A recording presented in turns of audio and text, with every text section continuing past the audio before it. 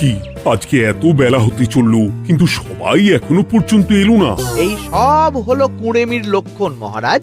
আপনি একদিন যারা যারা দেরি করছে তাদের চাপকে দেবেন, তাহলেই সব সিধে হয়ে যাবে। আর বলবেন না মহারাজ, আজকে গিন্নি কাঁচা লঙ্কা দিয়ে কুচো চিংড়ির ঝালটা যা বানিয়েছিল না, খেতে খেতে দেরি হয়ে গেল। গোলগাপ্পি দেওয়ার আর জায়গা পাও না, না? বিশ্বাস করুন, সত্যি খুব ভালো রান্না করেছিল গিন্নি, তাই আবার আরেক হাঁড়ি ভাত চড়াতে বললাম। আর সেটা খেয়ে আসতেই তো দেরি হয়ে গেল। আরো এক হাঁড়ি? মহারাজ কিছু মনে করবেন না, এই পাঠশালা বন্ধ করে সব গুছিয়ে তাপে এলাম। সুপ্রভাত মহারাজ। সুপ্রভাত মহারাজ। প্রভাত আজকে আর শুনেই, তোমরা সবাই এত কুঁড়ে হয়ে গেছো যে কি বলবো। মহারাজ, এই কুঁড়েমির আসল কারণ হচ্ছে চর্বি। কথায় আছে, যত বেশি চর্বি তত তাড়াতাড়ি মরবি। আপনি কি বলতে চাইছেন মন্ত্রী মশাই, যে আমি তাড়াতাড়ি মরে যাব আর আপনি মজা দেখবেন? ঠাকুর ঘরে কে, আমি তো কলা খাইনি ব্যাপার হয়ে গেল। গোপালের একদম মোক্ষম জায়গায় আঘাত লেগেছে, যাকে বলে ওই আঁতে ঘা। তুমি বেশি কথা বলো না বৈদ্য, ছুঁচ করে চালুনির বিচার। হ্যাঁ, বৈদ্য তো দেরি করেই এসেছে। আমার মনে হয় প্রত্যেককে এমন ভাবে প্রশিক্ষণ দেওয়া দরকার যাতে তারা একটু চনমনে হয়ে ওঠে। হ্যাঁ মহারাজ, তাহলে আগামীকাল থেকেই শুরু হোক ব্যায়াম আর অস্ত্র শিক্ষা। হ্যাঁ, কুঁড়ে থাকলে রাজ্যের কোনো বিপদ আপদেই সভাসদেরা কাজে আসবে না। ঠিক বলেছেন মহারাজ। তাহলে আর দেরি কেন, চলো সবাই এখনই আমরা মাঠে যাই। এই তো মহারাজ ভরপেট খেয়ে এলাম, এখনই মাঠে? ওসব অজুহাত দিয়ে লাভ নেই, চলো চলো চলো।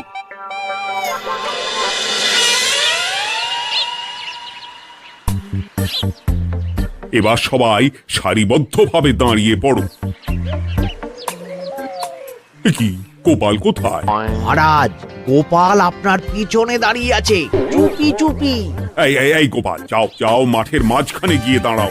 এই চাঁদি ফাটা রোদে কেন মহারাজ সুস্থ শরীরকে ব্যস্ত করছেন? এইসব বাজে কথা শুনতে চাই না। শুয়ে বসে থেকে শরীরের কি অবস্থা করেছো?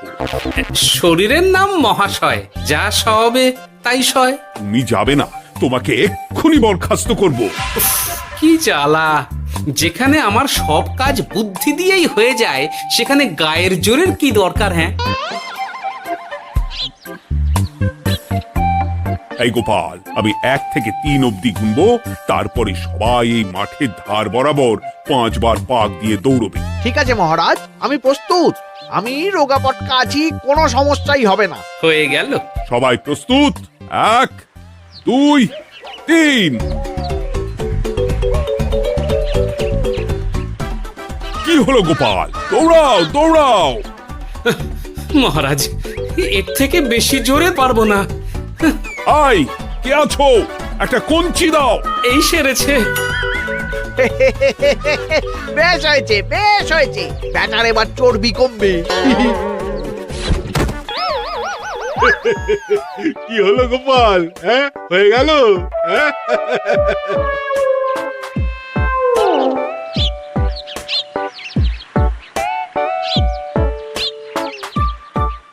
এই উল্টে ফুটি, আমাদের দাদু উল্টে গেছে।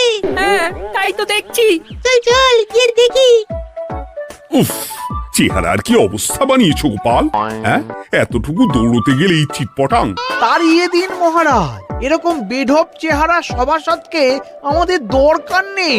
না না, তা বললে হবে নাকি গোপাল, তুমি এক্ষুনি বাড়ি চলে যাও, কালকে আবার মাঠেই দেখা হবে। এই দাদু বাড়ি চলো। ওরে বাবারে!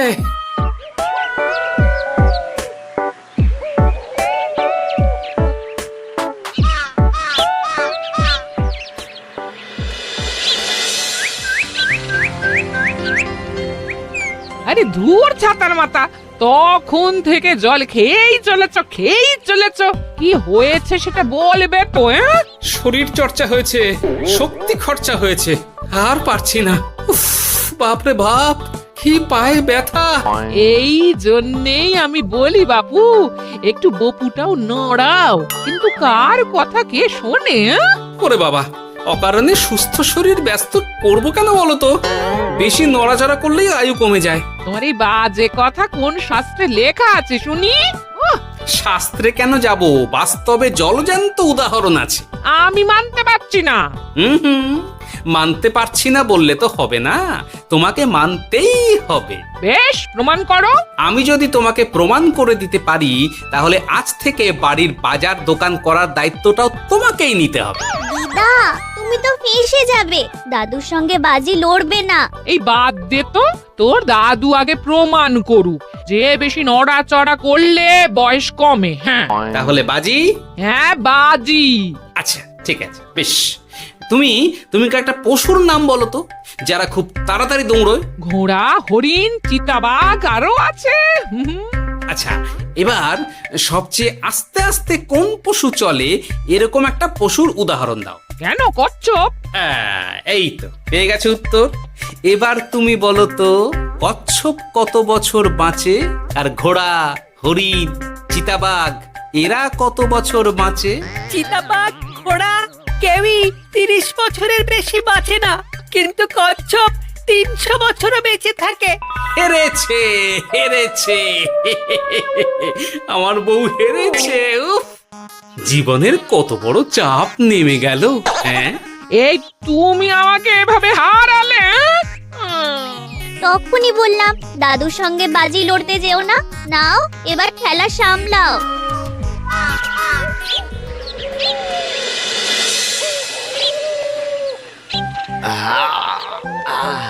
আরো ভালো করে মালিশ কর। আজকে ছোটাছুটি করে পা দুটো বেশ ব্যথা ব্যথা করছে। কালকে তো আবার অন্য পরীক্ষা। আরে আমার হালকা চেহারা আছে, সব সামলে নেব। কালকে তো অস্ত্র চালনা হবে, কালকে আমি কাঁপিয়ে দেব। কাঁপাতে তো হবেই মন্ত্রী মশাই। আমরা আপনার শরীরে এমন ঘষা মাজা করে দেব না, মনে হবে আপনি না একটা জলযন্ত্র অস্ত্র চালনা করতে যাচ্ছে। বাস এই তো চাই। বাবারে, আস্তে আস্তে। আরে বাবা, আপনার তো ইস্পাতের শরীর, ভাঙবে তবু মচকাবে না। চিন্তা করছেন কেন?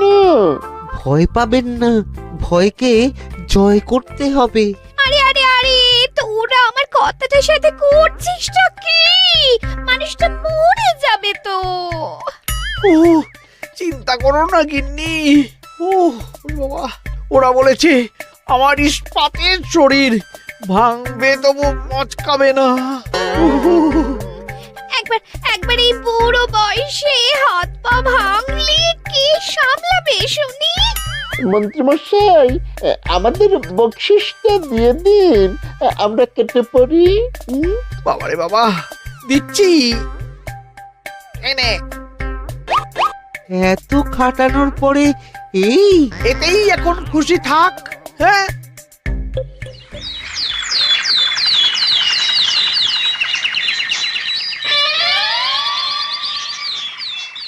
এবার তোমাদের সকলকে অস্ত্র শিক্ষা দেওয়া হবে। উফ, রোজ রোজ কি জ্বালাতনে পড়েছি, বাপরে বাপ। বাবা মা কাউকে ডাকার দরকার নেই, ভালো না লাগলে রাজসভা চাকরি ছেড়ে চলে যাও। মহারাজ, এটা তো উচিত নয়। যে যেটাই পারদর্শী তাকে সেটাই করতে দিন না। একটা বাঁদরকে যদি আপনি বলেন শিকার করে মাংস খেয়ে দেখা, সে কি পারবে মহারাজ?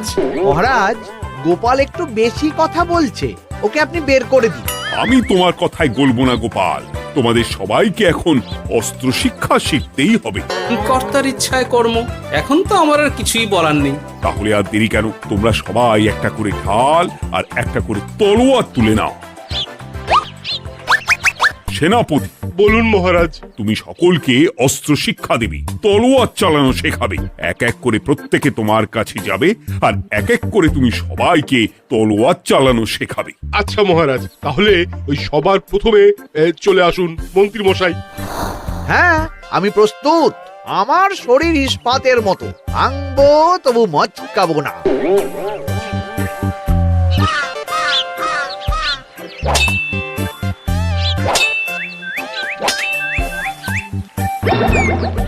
কি কেমন দিলাম? অত সহজ নয় সেনাপতি। আমি মন্ত্রী এমনি এমনি হইনি, আগে অস্ত্র শিক্ষা শিখে তবে মন্ত্রী হয়েছি। এটা কি হলো? হ্যাঁ, আপনি অস্ত্র শিক্ষায় পারদর্শী, কিন্তু আরো বিচক্ষণ হতে হবে। কারণ আজকে এই পাগড়ির জায়গায় আমি যদি তলোয়ার আপনার গলার দিকে চালাতাম, তাহলে কিন্তু আপনার এই ভবলীলা এখানেই সাঙ্গ হয়ে যেত। ঠিক আছে ঠিক আছে, মনে রাখবো। এবার বাকিদের তো ডাকো। হ্যাঁ, এরপরে তলোয়ার চালানো শিখতে আসবে গোপাল। গোপাল দাদু, গোপাল দাদু। বাবা বাবা বাবা, গোপাল তুমি আবার দল বল নিয়ে এসেছো। দেখি তোমার কত দম। গোপাল, তুমি প্রস্তুত হও। হ্যাঁ হ্যাঁ, আমি প্রস্তুত। ওরে বাবারে, এ তো ভয়ানক চাপের কাজ, আমাকে বেশ বেগ পেতে হচ্ছে। সামলাও গোপাল।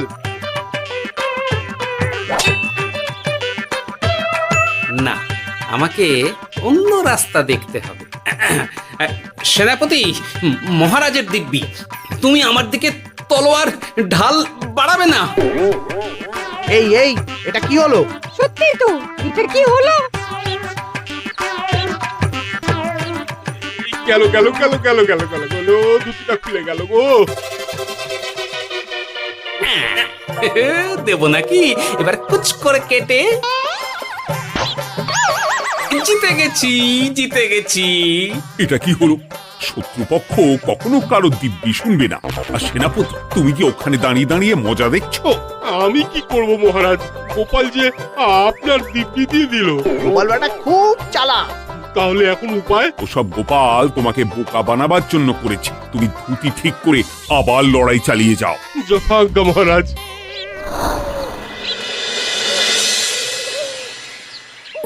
কিরে ন্যাপলা, তোদের দিদা আমার জন্য কি রান্না করে পাঠিয়েছে রে? এই তো ভাত, আলু সেদ্ধ, এই পুঁই শাকের ঝোল আর রুই মাছের ঝাল। আর তোদের যে তোষক, বিছানার চাদর আনতে বলেছিলাম, এনেছিস তো? ওই তো দাদু, কুটির গুলটে আর বাকিরা সবাই ধরাধরি করে নিয়ে আসছে। ব্যাস, তাহলে তার কোনো চিন্তা নেই। খেয়ে একটা জব্বর ঘুম দেব, কারণ এখানে যা রঙ্গ দেখছি তাতে বিকেল হয়ে যাবে। তলোয়ার শিক্ষা আজকের মতন এটুকুই থাক। এবার শুরু হবে বল্লম শিক্ষা। সবাই আবার আগের মতন সারিবদ্ধভাবে দাঁড়িয়ে পড়ো। আহ, তোদের দিদা পুঁই শাকটা কিন্তু বেশ জব্বর বানিয়েছে। তোদের দিদার হাতের রান্নার কোনো তুলনাই নেই। আহা, কি স্বাদ! কি গোপাল আবার কোথায় গেল? এই তো মহারাজ, আমি এখানে ওই পুঁইয়ের ঝোল আর রুইয়ের ছাল দিয়ে ভাত খাচ্ছি। এসব কি মাঠের মধ্যে খাওয়া? আরে শরীরটাকে তো রাখতে হবে। তাড়াতাড়ি খেয়ে এইদিকে এসো। আসছি আসছি আসছি। এবার আমি তোমাদের দেখাবো কিভাবে বল্লম নিয়ে তেড়ে যেতে হয়। দেখান মহারাজ।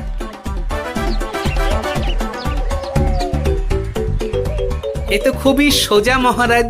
ঠিক আছে, তাহলে বল্লম নিয়ে তেড়ে যাও দেখি। দিন, আপনার হাতের বল্লমটাই দিন।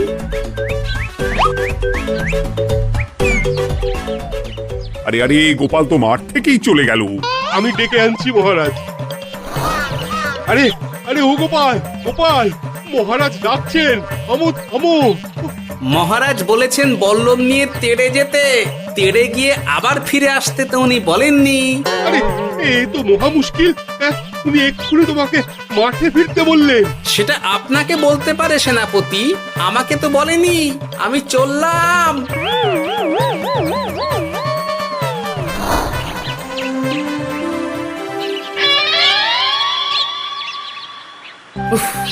বাবা রে বাবা, কি ঝক্কি!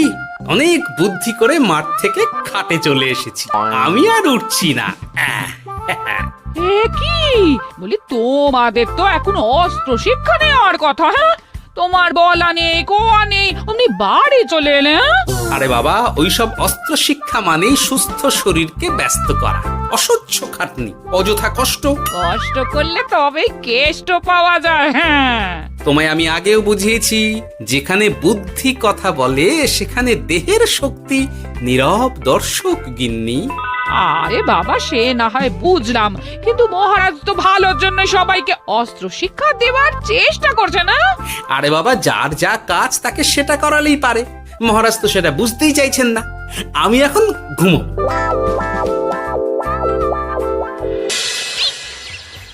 দরজা খোলো গোপাল, দরজা খোলো। গোপাল, গোপাল দরজা খোলো বলছি। ব্যাস হয়ে গেল। একটু শান্তিতে ঘুমাবো তার জো নেই। দরজা খোলো গোপাল। বলুন মহারাজ। তুমি কি পেয়েছোটা কি গোপাল? রাজসভায় দেরি করে আসবে, তারপর অস্ত্র শিক্ষার সময় ফাঁকিবাজি দেবে, এভাবে তো আর তোমাকে মনে হচ্ছে রাজসভায় রাখা যাবে না। মহারাজ, গোপাল তো মুখের কথার লোক নয়, ওকে তাড়িয়ে দিই। কেন মহারাজ? আমি কি এমন মহাপাপ করেছি যে আমাকে তাড়িয়ে দেবেন? এই যে আমার কথা শুনছো না, এটাই তোমার অপরাধ। অপরাধ নেবেন না মহারাজ।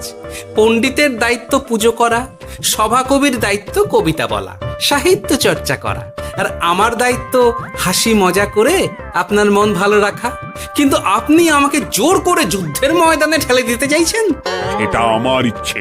আমিও তো মহারাজ ইচ্ছে করলেই অনেক কিছু করতে পারি। চোখ বন্ধ করে লক্ষ্য ভেদ করতে পারি, শুধু বুদ্ধি দিয়ে। আরে বাহ, এত বড় কথা! তাহলে মহারাজ, ওকে বলুন পরীক্ষা দিতে। কি পরীক্ষা? আমি একটা ঘরে বর্ম পরে দাঁড়িয়ে থাকবো। তোমার হাতে অস্ত্র দেব, আমার মাথায় একটা আপেল থাকতে হবে, আর তুমি কিভাবে আমার মাথা থেকে ওই আপেল ফেলতে পারো দেখবো। এ তো খুবই সোজা। কি গোপাল, তাহলে লড়বে নাকি বাজি? হ্যাঁ, লড়তে রাজি আছি। তাহলে আজ রাতেই হয়ে যাক পরীক্ষা। যদি এই পরীক্ষায় উতরে গেলে তো ভালো, নইলে তোমার চাকরিটা গেল। গোপাল, তুমি পারবে তো? সে দেখাই যাবে। আজ রাতে তাহলে রাজবাড়িতে দেখা হচ্ছে। যদি আমি এই পরীক্ষায় বিফল হই, তাহলে আমার চাকরি আপনি কেড়ে নেবেন, আর যদি সফল হই তাহলে মন্ত্রী মশাইকে শাস্তি দেবেন। আমি নিজে সারা কৃষ্ণনগরে নাক্ষত দেব। বেশ, দেখা যাক।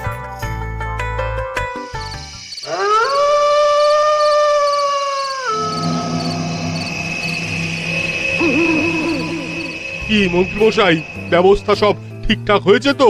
হ্যাঁ, এবার শুধু গোপালের পরীক্ষার পালা। আমি তাহলে বাইরে গেলাম, গোপালকে পাঠিয়ে দিচ্ছি।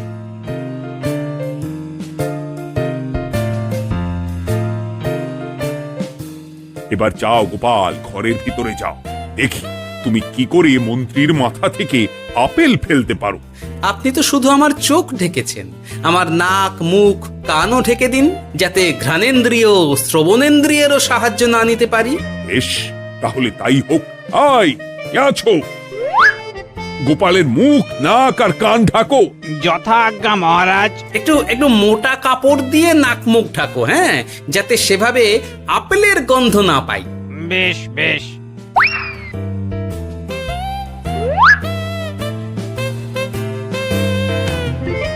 যাও গোপাল। গোপাল, এবার তোমার চাকরি গেল। এবার তুমি কি করবে? কি করবে? দৌড় ঝাঁপে ফাঁকিবাজি? হ্যাঁ,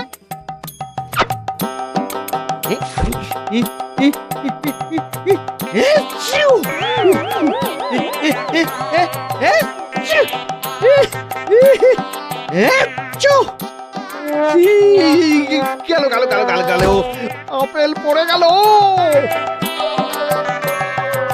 আপেল পড়ে গেল?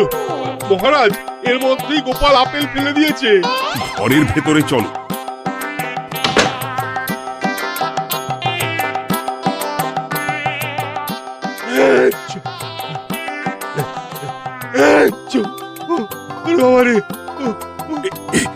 কি ওরে বাবারে বাবা, কি ঝাঁজ! ওরে বাবারে বাবা। কি মহারাজ, দেখলেন তো গোপালের চমক? অস্ত্র ছাড়াই আপেল ফেলে দিলাম। কি, এটা তো তুমি নীতি বিরুদ্ধ কাজ করেছো। সারা ঘরে নস্যি ছড়িয়ে দিয়েছো। মহারাজ, হাত থেকে আপেল পড়ে গেছে। এবার সারা কৃষ্ণনগরে নাক্ষত দিতে হবে। সত্যি সত্যি গোপাল, বুদ্ধি তো তোমার জুড়ি মেলা আভার। আমার নাম গোপাল ভাঁড়, একটা কথা মনে রাখবেন, কেউটে সাপের লেজে পা দেবেন না, আর গোপালের কাজে বাধা দেবেন না। যে কাজ বুদ্ধি দিয়ে করা যায় তার কাছে শক্তি ছোট্ট শিশু মাত্র। সত্যি গোপাল, আজ তুমি সেটাই প্রমাণ করে দিলে। আর আজ থেকে তোমাকে তোমার ইচ্ছার বিরুদ্ধে খাটাবো না। তুমি খাও দাও, ভুড়ি বানাও। যার যা কাজ সে তাই করবে। যেমন এখন মন্ত্রী মশাই নাক্ষত দেবেন। হ্যাঁ, ভুল করে বাজি ধরে ফেলেছি, এখন নিজেই চাপে পড়ে গেলাম। তাহলে আর দেরি কেন? নাক্ষত এখন থেকেই শুরু হোক।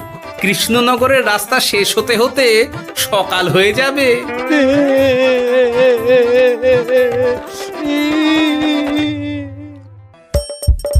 হাসির রাজা, জ্ঞানের রাজা, রসিক রাজা।